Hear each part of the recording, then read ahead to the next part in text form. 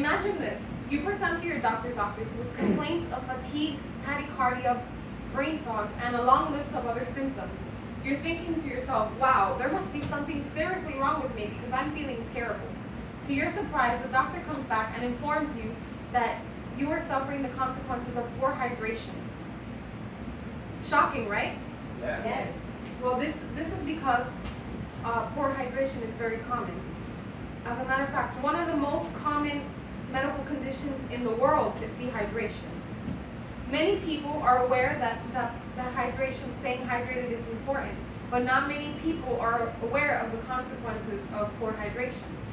As a matter of fact, an article published on the Medical Daily informs that up to 75% of Americans drink less than 10 cups of water a day.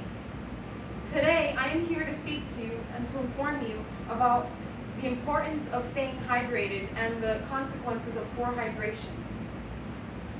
As a health enthusiast, I have thoroughly researched the importance of staying hydrated and the vast majority of the consequences involved in poor hydration.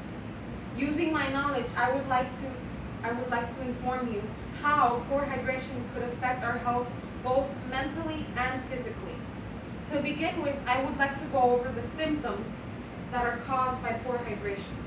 According to WebMD, poor hydration causes a long list of symptoms, including brain fog, fatigue, tachycardia, and even bad breath. And as you can see, it's a long list of symptoms.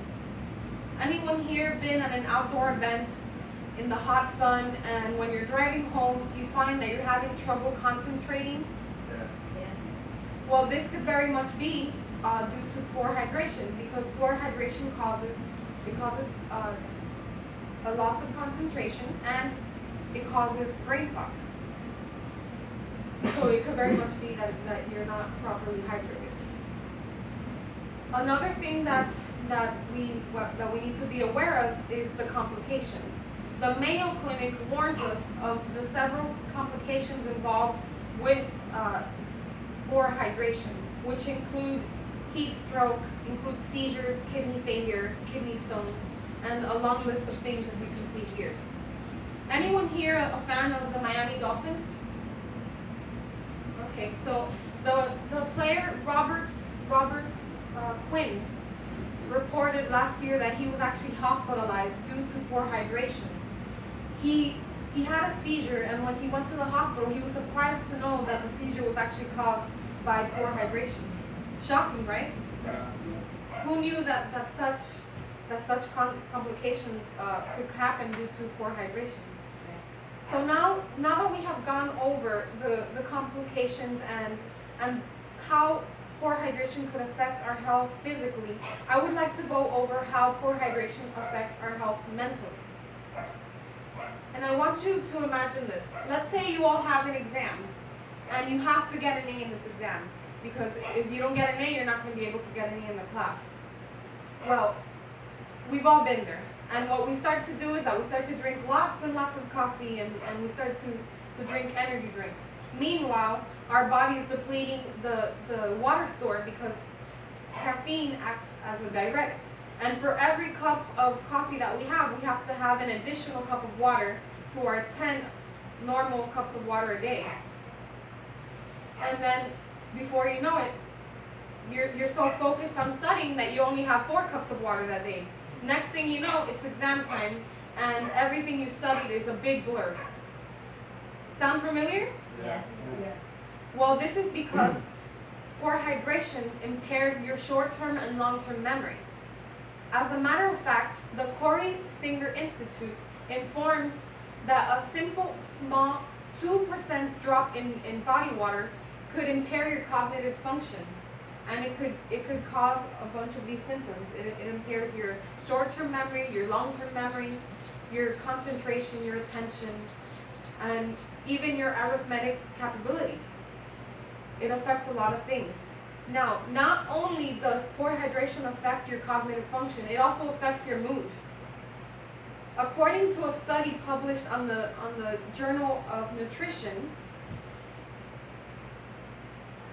the poor hydration could cause a loss of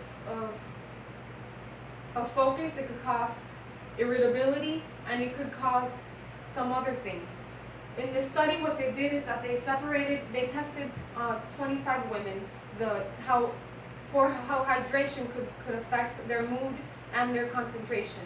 And what they did is that they maintained one group of the women properly hydrated, while the other group of the women were given diuretics so that they can be mildly dehydrated. And what they found is that the women that were mildly dehydrated were irritable and they had loss of focus, and they also reported having headaches. So next time that you feel irritable or grumpy, it could very much be that you're not properly dehydrated. In conclusion, today we have learned how important hydration is, and we have learned how poor hydration could cause complications and symptoms and affect our mood and cognitive function. Do you guys remember the scenario that I mentioned in the beginning of my speech? Yes. Yes. Not so shocking anymore, right? No. Well, as in the words of Stephen Curry, drinking water is essential to a healthy lifestyle. Any questions? Yeah. How many cups of water I need to drink in a day? Okay, so the average is 10 cups of water, but that's not very accurate because depending on your body weight, you would know better. So if you divide your body weight by 2, that would be the amount of ounces that you have to drink of water a day. Any other questions? Yes.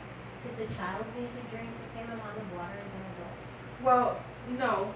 A child has less body weight, so depending on their body weight, you would divide their body weight by 2, and that would indicate the amount of ounces that they need to drink of water. Is there any more questions?